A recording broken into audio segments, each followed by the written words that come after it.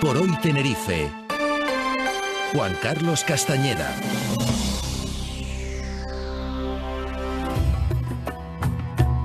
Diez 47 minutos, abrimos nuestro espacio de ciencia y vamos a hablar de la biodiversidad en Canarias, logros y retos para el futuro, problemática ambiental, incendios, abandono del campo, cambio climático. Jorge Méndez, hoy traes un temario amplio, ¿eh? Muy buenos días. Buenos días, Juan Carlos. El tema de hoy, daría para 3 o 4 clases, Sí, un máster casi. Además, como siempre, un placer de tener un invitado de lujo hoy, un verdadero maestro en esto. Y sí, vamos a hablar de la biodiversidad de Canarias. Vamos a empezar por eso, qué significa qué de singular tiene esa biodiversidad canaria. Son temas muy ambiciosos. Y vamos a acabar por la problemática ambiental que decías, que entre otras cosas nos ha llevado pues a este incendio en Tenerife, también a ver el impacto que puede haber tenido ese incendio en la biodiversidad. Y para eso, Juan Carlos, a mí tengo el honor de tener con nosotros y aquí en los estudios a mi compañero de la Universidad de La Laguna, el catedrático, conocido catedrático en botánica. Esto es una institución en botánica, es Pedro Luis Pérez de Paz.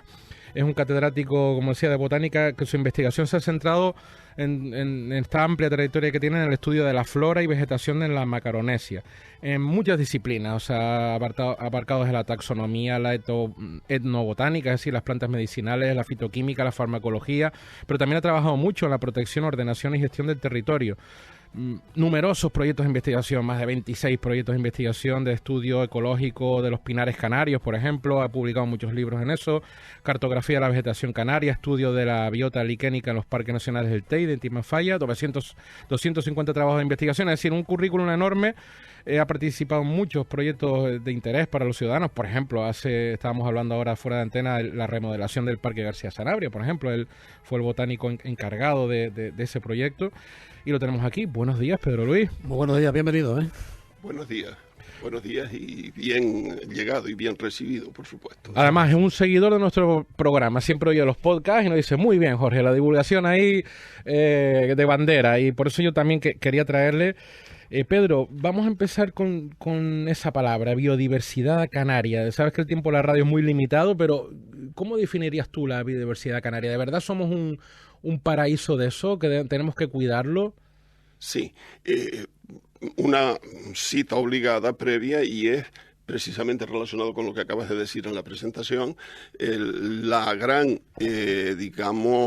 esfuerzo que estás desarrollando Radio Club Tenerife, lo que está desarrollando aquí la SER en Canarias, y tú personalmente, porque creo que ha sido siempre una debilidad esa falta de comunicación entre la universidad, entre la Santa Casa de la universidad y los medios de comunicación en general y la comunicación con la gente. Eso creo que merece un reconocimiento especial. Muchas gracias. En cuanto a biodiversidad, la propia palabra lo dice, es diversidad biológica, es una contracción de dos términos: diversidad, muchas cosas distintas, y bio, que es biología. ¿Por qué Canarias es un paraíso de la biodiversidad? Pues es un paraíso de la biodiversidad, como ocurre con muchísimos otros archipiélagos volcánicos, porque los archipiélagos volcánicos u oceánicos significa que en ningún momento han estado vinculados al continente. Ninguna de las islas Canarias, ni Azores, ni Madeira, ni Cabo Verde, como pasa con Hawái y tantos otros archipiélagos en el mundo, no han estado vinculados al continente. Quiere decir que lo que nos llega aquí llega de forma filtrada. Y además, al permanecer aislada, significa, esa diversidad, al permanecer aislada, pues toma su curso a través de la evolución y van surgiendo nuevas especies. De tal manera... Que solo salen claro, aquí, claro. Por eso tenemos tantos endemismos, ¿no? Claro, exactamente. Y dentro de esos endemismos, que son dos aspectos que ya no se conoce tan bien, están los denominados paleoendemismos, que son aquellos que provienen de la flora del terciario, es decir, del origen, el origen de las islas, hace 30 millones de años. Y luego están los neoendemismos, que son aquellas especies que se han originado ya aquí, por evolución. Por ejemplo, la laurisilva, que es un ecosistema muy antiguo, es rico en paleoendemismo. Claro. Mientras que las Cañadas del Teide, que es un territorio que pasa por ser sumamente diverso, sumamente biodiverso, es muy rico en neoendemismos, es decir, endemismos que se han generado aquí. Eso significa que en Canarias tengamos una biodiversidad muy rica y sobre todo hay que subrayar que además de rica es singular. ¿Qué quiere decir? Única, ¿no? Que es única. Y eso evidentemente es lo que justifica y ha dado pie para crear una red de espacios naturales protegidos, pues bastante diversa, hasta el extremo que sobre el plano la mitad de la superficie de Canarias está declarada o reconocida como territorios de gran diversidad y por ello declarados espacios naturales protegidos. Casi nada. Atención a ese dato. A mí me lo decía fuera de antena y la verdad es que puesto así llama la atención, ¿no? O sea, vivimos en un territorio, Juan Carlos, que el 50% de nuestro territorio es espacio natural protegido. Eso no quiere decir que intocable. Ahí hablaremos otras cosas. Por ejemplo, hablamos del ejemplo de Anaga, que me gustaría, ya que lo tenemos aquí enfrente. El ejemplo de Anaga es un parque, pero que vive gente dentro, se desarrolla la sociedad dentro y se puede convivir. Yo creo que es un ejemplo, además, de convivencia entre el ser humano y la naturaleza, ¿no? ¿Cómo definirías tú Anaga, por ejemplo? Anaga, lo primero que se me ocurre es una joya. Es una joya y un paraíso de diversidad y un paraíso para la conurbación de Santa Cruz de Tenerife, La Laguna y Tegueste. Yo siempre he dicho que si Anaga estuviera como estuvo en su día la selva de Oramas en Gran Canaria, no sabríamos dónde ponerla. De hecho, yo muchísimas veces, y se lo he dicho a algunos de nuestros rectores y rectoras, que Anaga merece ser declarada, benefactora de la Universidad de La Laguna, porque salimos y a media hora, 20 minutos de la universidad, tenemos un aula de la naturaleza perfecta. Anaga es un parque rural. ¿Qué quiere decir? Que al ser un parque rural tiene naturaleza y tiene cultura. Hay gente y población que vive del medio y que está integrada en el medio, y por otro lado hay espacios que deben ser considerados intocables. Eso significa que Anaga sea un espacio natural protegido en el que anidan distintas figuras. Por ejemplo, el Monte del Pijaral es una reserva integral. Exacto. Quiere decir que es una reserva estrictamente protegida. Como los roques de Anaga, por ejemplo, también, los ¿no? roques de Anaga, el barranco de Ijuana. Pero el resto del territorio es, en su mayor proporción, se trata de un territorio en el que se puede pastorear, en el que se puede practicar agricultura, porque ese y no otro es el espíritu de la UNESCO cuando lo declaró Anaga Reserva Mundial de la Biosfera. Ese es el espíritu, que el hombre y naturaleza convivan. Exacto. Pero ojo al dato, nosotros en Canarias hemos tenido la mala costumbre, y no solo en Canarias, de prostituir los conceptos y los términos. La primera reserva que se declaró de la UNESCO fue Lanzarote, cuando comenzaba y cuando la popularizó el recordado César Manrique. A partir de ese momento, pues resulta que se populariza e incrementa el turismo, y cuando la UNESCO dice, ojo, nunca es deseable que la población foránea sea superior al 50% de la población autóctona para no desvirtuar Carraspemos un poquito de ahí, ¿no? Para no desvirtuar la cultura. Eso sí ha sido totalmente tergiversado. Tergiversado en Lanzarote. Al final la masificación del turismo. Una pena. Ese es otro crecimiento. Sí, ese es otro Como decía, sería un tema, apasionante, pero ya que vamos por ahí, estamos hablando, Juan Carlos, que decía que este mes iba a ser un poco dedicado a, como tuvimos la entrevista la semana pasada con Vicky Palma, ¿no? Al incendio. Pues estamos hablando, es una joya, un territorio natural. Por eso, verlo arder, Juan Carlos, es que no es por nada, cualquier incendio es doloroso, ¿no?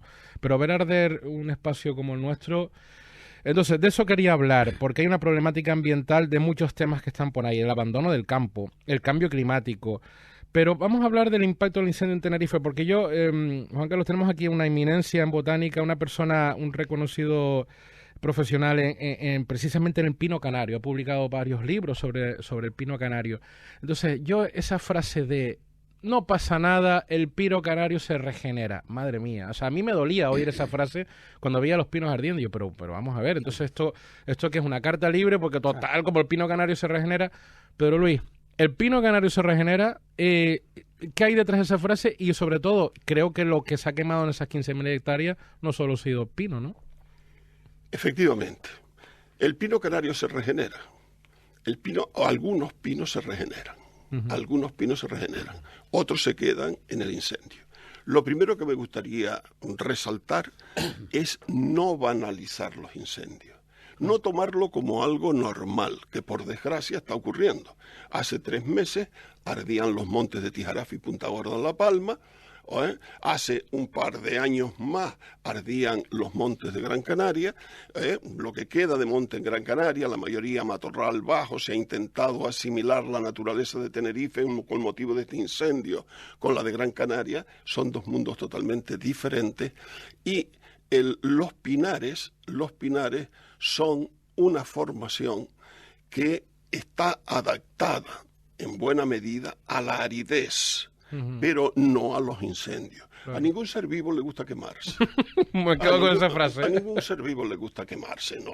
Y, uno se puede quemar, se hace una llaga, cicatriza. Sí. Pero eso no significa que guste. En los pinos canarios se quedan por el camino los grupos de riesgo, que son los ejemplares más antiguos, los que denomina el campesino pinos padre, que son esos pinos centenarios como el pino de Vilaflor, el pino gordo, el pino de las Tres Pernadas, etcétera, que son ejemplares centenarios, es decir, que tienen varios cientos de años. Y por otro lado están los jóvenes, que se quedan también en el camino. Entonces hay una cierta tendencia a confundir, diciendo, el pinar canario es una formación oligoespecífica, es decir, tiene pocas especies, y las pocas que tienen, las jaras, los pinos, el corazoncillo, los escobones, están adaptados a los incendios. No, son los que han resistido en buena medida los incendios.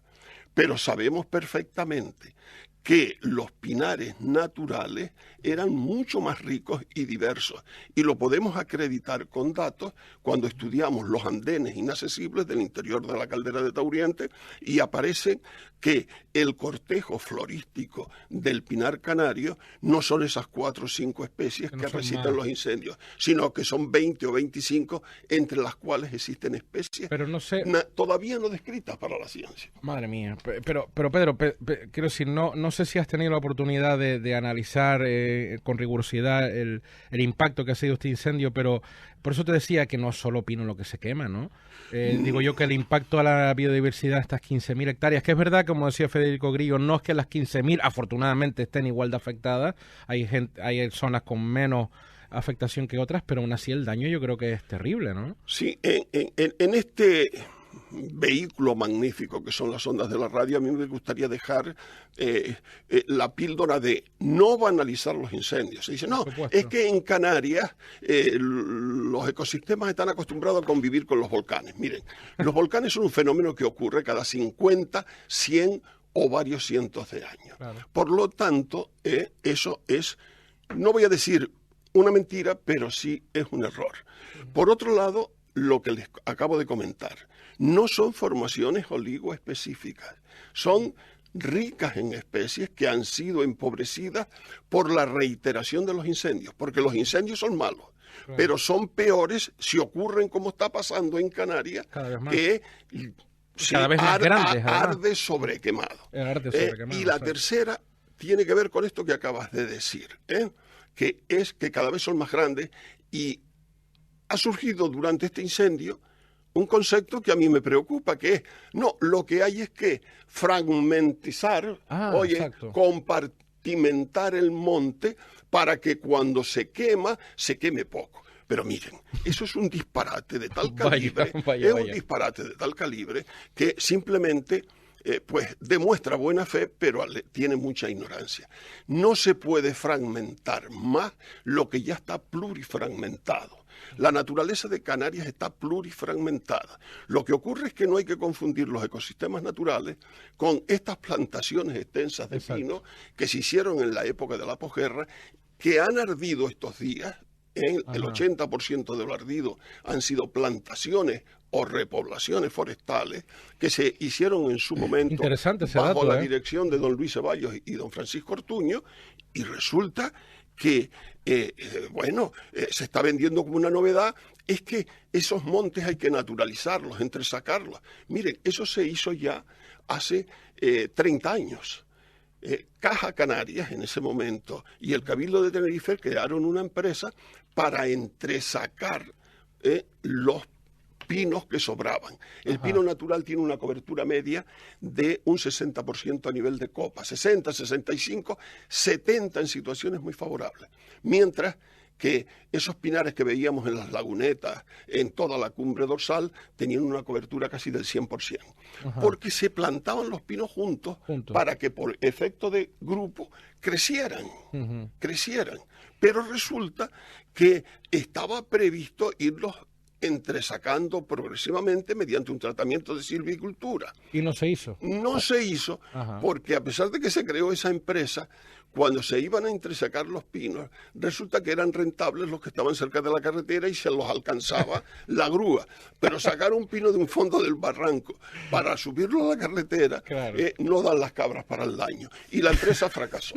Es un mundo apasionante, Pedro. De verdad, se nos está echando el tiempo encima, pero yo quisiera, Juan Carlos, me quedo con un mensaje que acaba de dar, no vandalizar los incendios, y me quedo con algo buenísimo. Dice, a todo ser vivo no me gusta que me quemen, ¿eh? Es como dice, no, el pino canario se regenera. Coño, y con perdón, o sea, y te quemo a ti también el dedo. No te preocupes que te sale cicatriz, ¿no, Juan Carlos? Efectivamente. El mensaje que leo, qué grande, qué cátedra más buena, dice un oyente. Otro dice, el volcán de La Palma salió en medio de un pinar y no se formó ningún incendio. Curioso eso, Don Pedro Pérez de Paz, qué gran botánico y divulgador, siempre contar con su opinión multiplica el valor de la radio, gracias. Sobre la cuestión demográfica y la relación con el medio es necesario un debate serio y riguroso con expertos y no basado en opiniones empresariales o políticas. Un aplauso al invitado, dice otro comunicante. Y otro oyente dice, buen programa, felicidades. ¿Y qué pasa con las bicis y las motos de tierra? ¿No? Imagino que por el mundo. Sí, ese es un problema. Canarias tiene un problema serio que merece un debate serio. Serio. Y además sin caer en demagogia. Yo anoche oía precisamente un programa en la televisión canaria, en la autonómica, lo oía hablando sobre el volcán de La Palma y el efecto de La Palma. Y claro, la tendencia a veces es que se dicen cosas erróneas. Y cuando digo erróneas, no quiero decir que sean malintencionadas, simplemente que demuestren ignorancia. Decía... no voy a citar la persona porque no viene a cuento, pero una persona muy reconocida de los medios de comunicación y con gran responsabilidad en la gestión de la televisión canaria, decía, no, es que el concepto de sostenibilidad es un concepto más económico que ecológico. Miren, vamos a dedicarnos, esto es como cuando... el Tribunal Constitucional se quiere dedicar a legislar y no a interpretar las leyes. Bueno. Es decir, eso hay que tenerlo presente. Mire, el desarrollo sostenible está perfectamente definido y se fundamenta en un taburete con 4 patas y en cada pata una E, que es ética, estética, ecología y economía. En el momento en que nos desviemos y nos vayamos a enamorarnos del territorio por la estética, nos estamos desviando. En el momento en el cual perdamos realmente los referentes éticos, nos estamos desviando. En el momento en el cual nos olvidemos que la economía es sustancial para poder mantener un desarrollo equilibrado, nos equivocamos. Y en el momento, por supuesto, que nos equivoquemos o olvidemos de la ecología, es que todo se va al garete. Y a mí me gusta añadir todavía una E más, que es la de la educación. Toma ya. Educación, formación. Y en eso tiene muchísimo que ver este programa este esfuerzo que realiza aquí Radio Club Tenerife y que realiza, y que yo lo felicito personalmente, por supuesto al director del medio y a don Jorge, que está haciendo un enorme esfuerzo por divulgar y que a veces no es del todo comprendido dentro de la casa, porque bueno, todo hay que decir. Don Pedro, amén, no puedo decir nada más. No te dije yo al principio que esto para un máster. Sí, ¿no? Pedro ya nos va a matar porque nos hemos ido de tiempo. Que nos recuerda, nos recuerda a la gente, a las personas de antes, a los que yo escuchaba cuando pequeño, en las tertulias. Por ejemplo, en el Dinámico del Puerto de la Cruz, que era un enano ahí y se quedaba uno boquiabierto por el tono, por el conocimiento y por el relato en sí. Claro. Son personas que tienen una capacidad de comunicación seductora a los oídos de los oídos de los demás. Gracias Pedro por venir. Gracias ha sido un honor y te traeremos seguramente algún día más en esta temporada. Seguro. Encantado, porque nos quedan muchos temas en el tintero. Sí, señor. Los muflones del Teide, que habla de los muflones del Teide, o sea que imagínate. Eso me toca directamente. Gracias, Juan Carlos. Gracias. 11 y 8 minutos.